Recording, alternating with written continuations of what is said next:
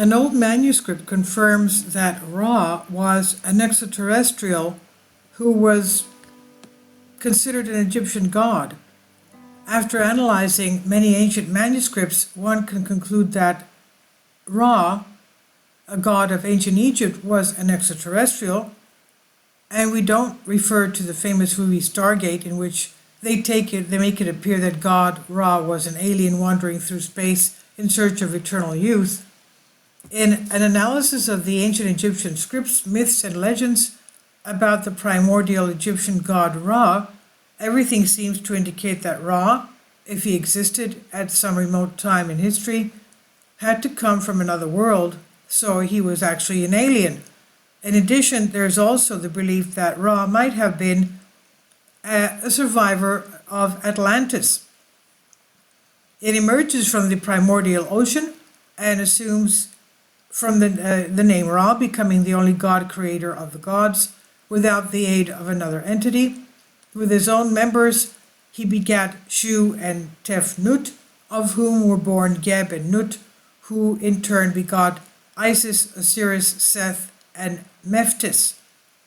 And assuming a cosmic character of the pre-dynastic astral age, which based its doctrine on the stars, Ra became a solar god, a symbol of the aristocratic religion of the earliest period, in opposition to the more democratic and popular cult of Osiris. The god reigned for many years over Egypt, but disillusioned with his mythical earthly kingdom and disgusted by the betrayal of those who had benefited from his wisdom, Ra decided to leave Earth and go up to heaven to punish the human race. So the legend goes. For his celestial voyage, the god used a day boat, Mans, and another night boat, Mashket, on which the god traveled the infernal regions, and from heaven the god sent to earth his divine eye, which, assuming the appearance of the goddess Hathor, the leonine aspect, exterminated much of humanity, gaining the epithet of Sakhmet the Mighty.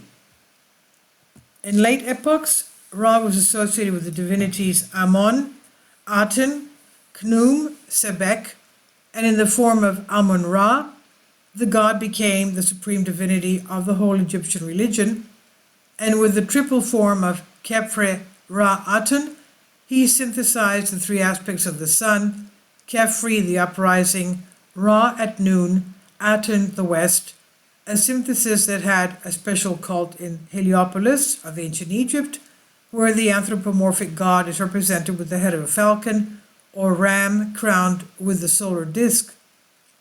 In the Book of the Dead, Ra assumes the appearance of an armed cat with a knife that kills a serpent, a demonic symbol that Ra annihilates. And the god is attributed to some women, including Reit, the female counterpart of his name, and Urt-Hekau Yusas.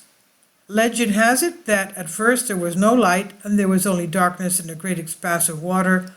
With the name of Num, Nun's power was so great that from the interior of the penumbra he sprouted a large and bright egg, and out of the egg came Ra. One of the reasons why Ra was considered indestructible was because nobody knew his name. This belief was assimilated by several religions, including Judaism and Islam, who call their god in multiple forms but establish that their definitive name is unknown and whose knowledge will predict the end of the time. If we relate these texts, we could be talking about that the Ra, god of ancient Egypt, apparently came from outer space.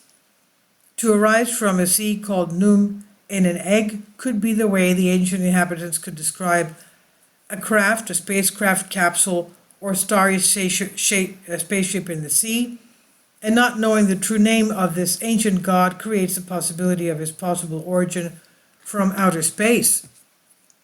Among the most deeply rooted theories about the origin of Ra is that he had an extraterrestrial origin. It is the only possibility that makes sense. And this is by Infinity Explorers on Srivastava. Please leave your comments. Thank you for your support. Please support my Patreon account The daily posts are 5 videos daily, and they are totally different from what I have on my YouTube channel. Thank you so much for your support and that you find all my content so interesting. You'll find the Patreon account details in the description box below.